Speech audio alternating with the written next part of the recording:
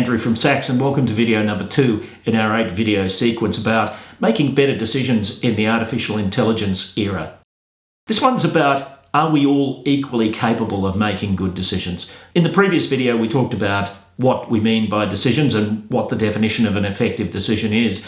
And later on, we'll be talking about how to optimize our decision-making processes, in some cases relying more on artificial intelligence and machine learning to help us. Human beings' decision-making capacity is influenced, like most things in life, by a combination of nature and nurture. Nature is things that is largely genetically determined, and you see intelligence is there, a thing called integrity, which is about being honest and truthful and straightforward, and then personality, all heavily genetically determined. So cognitive ability, let's say 70 to 80% genetically determined.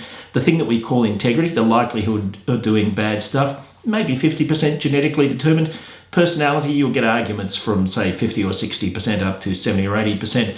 I'm probably somewhere about the 70% mark myself from an opinion point of view, but we know that those things are largely genetically determined. On the right-hand side of the diagram, you have skills. We know that you can learn skills, and later on in this presentation sequence, we actually show you some skills that you can develop in order to make better decisions. Then experience, knowledge, qualifications. This is all about the degree to which we have certain knowledge which will help us to make better decisions. And then finally, attributes, style, attitudes, values. And that certainly affects our decision making, because if we have attitudes that say to us, or values that say to us, that this type of a decision is a better type of a decision, let's say it's very kind, then of course we're likely to gravitate towards those kinds of decisions. Let's talk about cognitive ability. Cognitive ability, sometimes called intelligence, sometimes called aptitudes. There are really 4 things that people get from high levels of cognitive ability. Firstly, speed. People who are smarter tend to be able to do stuff more quickly, and do stuff more quickly without quite so much stress. So if you've got 4 people who are similar personalities undertaking a similar task, the smarter one is more likely to get it finished more quickly.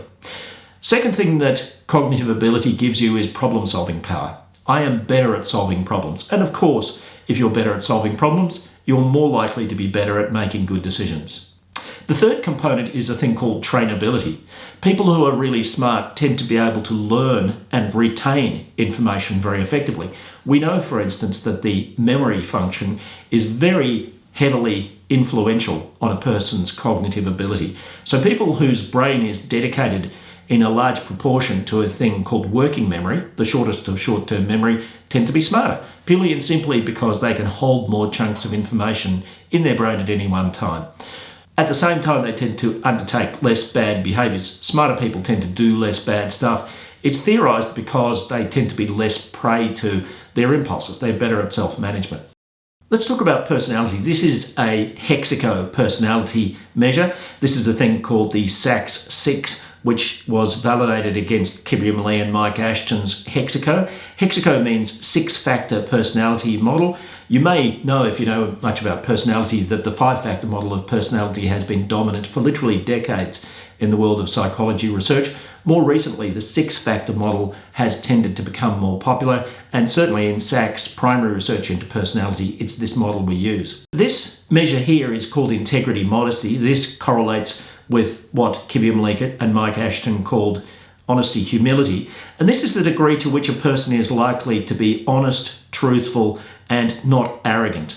So if you're honest and not arrogant, of course that affects your decision-making capacity, because you're likely to make more ethical decisions. You're likely to care about what's truthful, for instance. Second, we talk about emotionality here. Emotionality being the degree to which we are emotionally stable or emotionally unstable. When a person is high on emotionality in the Hexaco model of personality, what that means is that they're kind of vulnerable and threat sensitive. They're less resilient. So naturally, they try to make decisions that avoid conflict, that avoid harm, that avoid squabbles, because that's stressful. And in general, people who are high in emotionality will tend to make decisions that avoid stress as much as possible. How about extroversion? If we are extroverts, and that's all about a combination of social confidence and being cheerful and optimistic, we're much more likely to make decisions which are people-orientated. Or we might consult very widely to make our decisions. What do the rest of everybody think? By the way, Thinking Fast and Slow, Daniel Kahneman's book, demonstrated that if you want to convince somebody to do something, one of the most powerful things you can tell them is, look, everybody's doing this, particularly extroverts. Extroverts love decisions where other people will go with them. Absence of anger. When a person has absence of anger, what that means is that they're not an intrinsically angry person. And people who are intrinsically angry tend to make different decisions from people who are intrinsically calm. You can imagine that, after all, anger is an emotion, and it's the opposite, in a sense, of a cognitive decision. The best decisions are logical. And Kahneman talks about System 1 and System 2. System 1 being a sort of an intuitive way of making decisions. System 2 being a rational way of making decisions. System 2 makes better decisions than System 1. System 1 is certainly influenced by anger, and that's a big driver of certain types of decisions, and worse decisions, frankly. Then conscientiousness. Conscientiousness is the degree to which somebody is organised, hardworking, committed, and also persistent. And in fact, if we look at emotionality and conscientiousness in combination, it adds up to a kind of a personality definition of resilience. If I am emotionally stable and conscientious, then I'm much more likely to be resilient and persistent than somebody who is the opposite of that, let's say. Conscientious people often make decisions which might require more effort and persistent. And as well as that, conscientious people tend to be able to defer short-term gratification.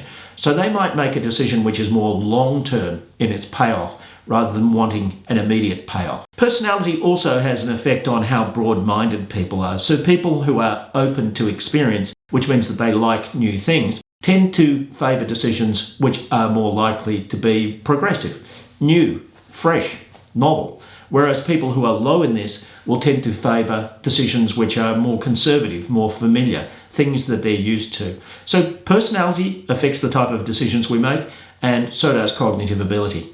Now there's a thing called values, and values are often misunderstood in the general world. I mean, most organisations have a set of values, and they don't really correspond that closely to the research-orientated perspective that was developed by Milton Rockledge and Shalom Schwartz, who are two of the giants of values research in the world of science. This instrument here is a thing called the Sachs Value Scale, which is work values, and this was validated against the Schwartz model of values, which was a broader life measure of values. The essence of values is that they are goals.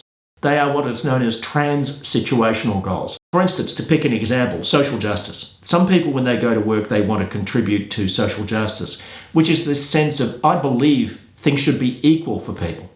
The important thing to understand about values is that they are not genetic. They are learned in the course of life, typically from what we call significant others. Well, of course, if I have learned that social justice is a good thing, if we look at the opposite side of the diagram, which is about autonomy and ambition and authority, are really about trying to get ahead in life, trying to get a prominent position in life. Now you can imagine, if I believe that social justice is an incredibly worthwhile thing to pursue, of course that's going to affect my decisions.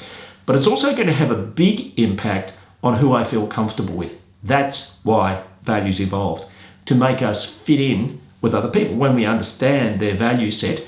And Schwartz has demonstrated, he's not the only author, but values vary across the world, partially due to the environment that they grew up in. So if you grew up in a very harsh, forbidding kind of an environment, let's say a desert or something like that, you usually have different values than if you grew up in a somewhat generous or easier environment, say the tropics or something like that. So values definitely affect people's ability to make decisions and the type of decisions that they feel comfortable with. But I think the key lesson here is that values are not genetic, whereas personality and cognitive ability are. So in fact, for that reason, cognitive ability and personality have a bigger impact on decisions than values do. Values will have an impact, but let's say you're a person who intrinsically doesn't like new things.